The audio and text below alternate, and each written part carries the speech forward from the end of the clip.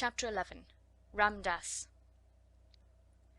There were fine sunsets even in the square sometimes. One could only see parts of them, however, between the chimneys and over the roofs.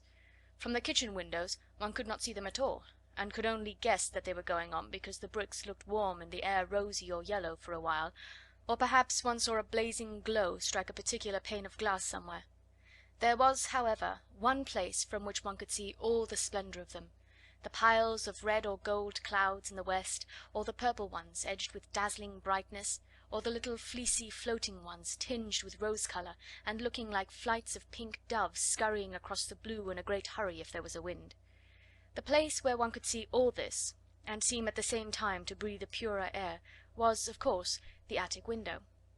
When the square suddenly seemed to begin to glow in an enchanted way and look wonderful in spite of its sooty trees and railings, Sarah knew something was going on in the sky, and when it was at all possible to leave the kitchen without being missed or called back, she invariably stole away and crept up the flights of stairs and, climbing on the old table, got her head and body as far out of the window as possible. When she had accomplished this, she always drew a long breath and looked all around her. It used to seem as if she had all the sky and the world to herself. No one else ever looked out of the other attics. Generally the skylights were closed, but even if they were propped open to admit air, no one seemed to come near them. And there Sarah would stand, sometimes turning her face upward to the blue, which seemed so friendly and near, just like a lovely vaulted ceiling, sometimes watching the west and all the wonderful things that happened there, the clouds melting or drifting or waiting softly to be changed pink or crimson or snow white or purple or pale dove grey. Sometimes they made islands, or great mountains enclosing lakes of deep turquoise blue, or liquid amber, or chrysoprase green. Sometimes dark headlands jutted into strange lost seas. Sometimes slender strips of wonderful lands joined other wonderful lands together. There were places where it seemed that one could run or climb or stand and wait to see what was coming next, until, perhaps as it all melted, one could float away. At least it seemed so to Sarah, and nothing had ever been quite so beautiful to her as the thing she saw as she stood on the table, her body half out of the skylight, the sparrows twittering with sunset softness on the slates. The sparrows always seemed to her to twitter with a sort of subdued softness just when these marvels were going on. There was such a sunset as this a few days after the Indian gentleman was brought to his new home, and as it fortunately happened that the afternoon's work was done in the kitchen, and nobody had ordered her to go anywhere or perform any task, Sarah found it easier than usual to slip away and go upstairs. She mounted her table and stood looking out. It was a wonderful moment. There were floods of molten gold covering the west, as if a glorious tide was sweeping over the world. A deep, rich yellow light filled the air. The birds flying across the tops of the houses showed quite black against it. "It's a splendid one," said Sarah softly to herself. "It makes me feel almost afraid, as if something strange was just going to happen. The splendid ones always make me feel like that." She suddenly turned her head because she heard a sound a few yards away from her. It was an odd sound, like a queer little squeaky chattering. It came from the window of the next attic. Someone had come to look at the sunset as she had.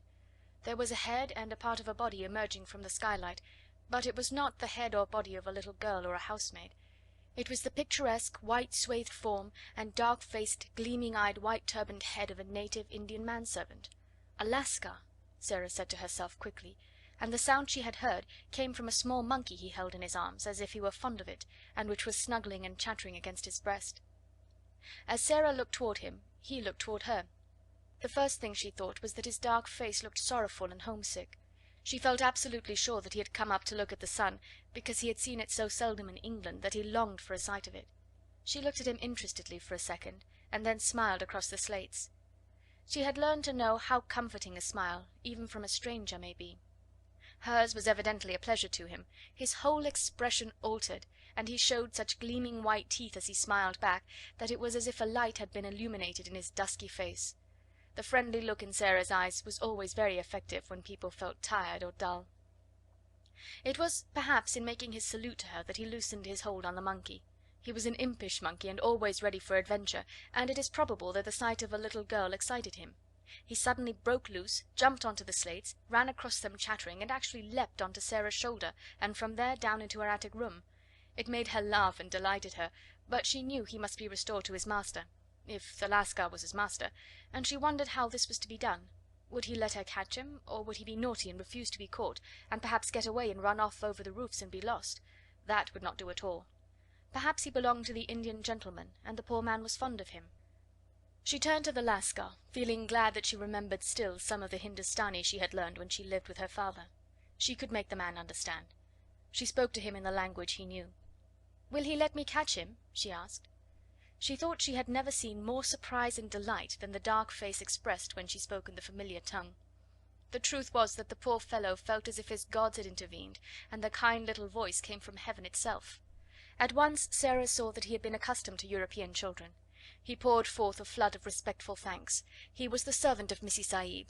The monkey was a good monkey, and would not bite, but unfortunately he was difficult to catch. He would flee from one spot to another like the lightning. He was disobedient, though not evil. Ramdas knew him as if he were his child, and Ramdas he would sometimes obey, but not always.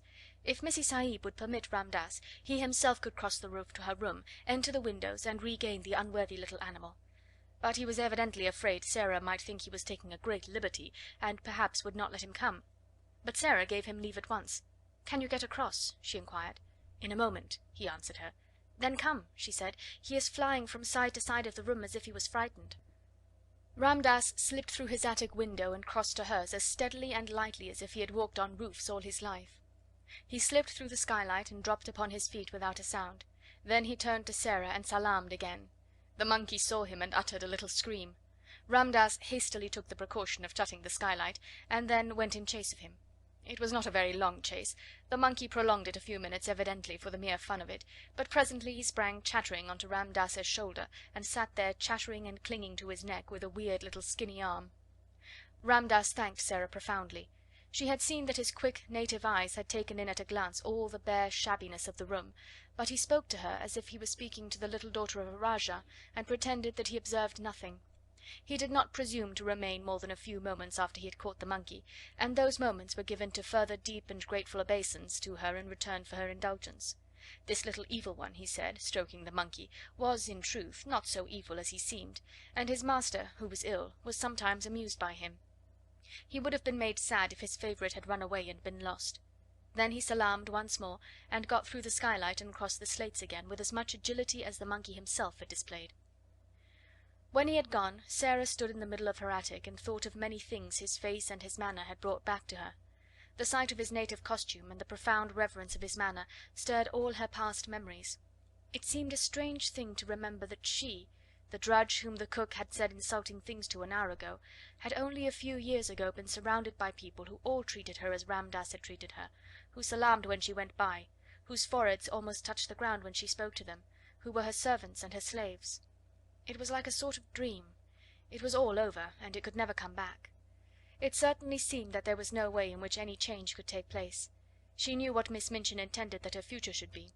So long as she was too young to be used as a regular teacher, she would be used as an errand girl and servant, and yet expected to remember what she had learned, and in some mysterious way to learn more.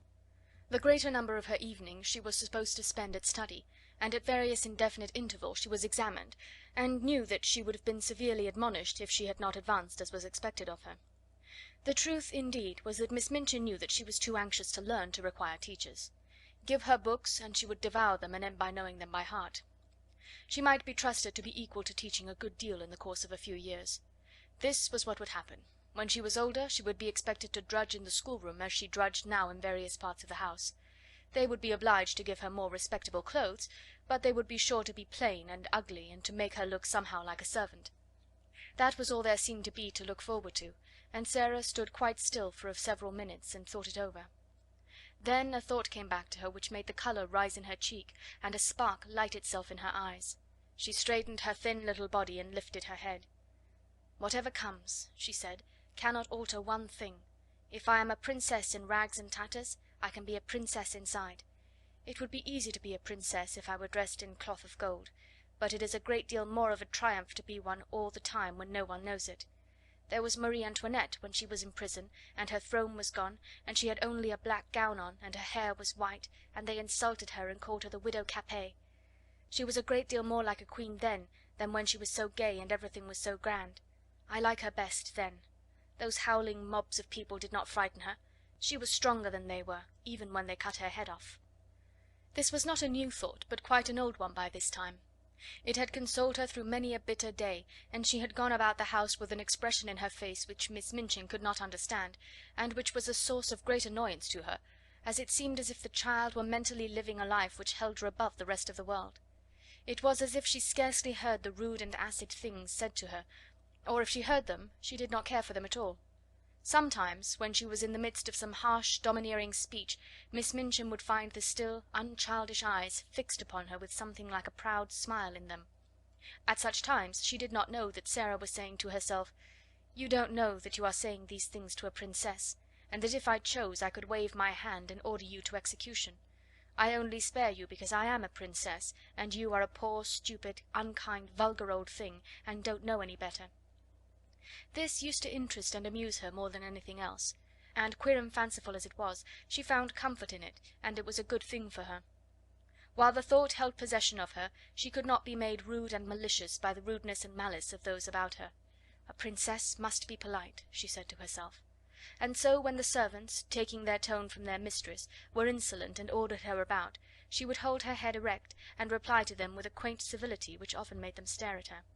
"She's got more airs and graces than if she'd come from Buckingham Palace, that young one," said the cook, chuckling a little sometimes.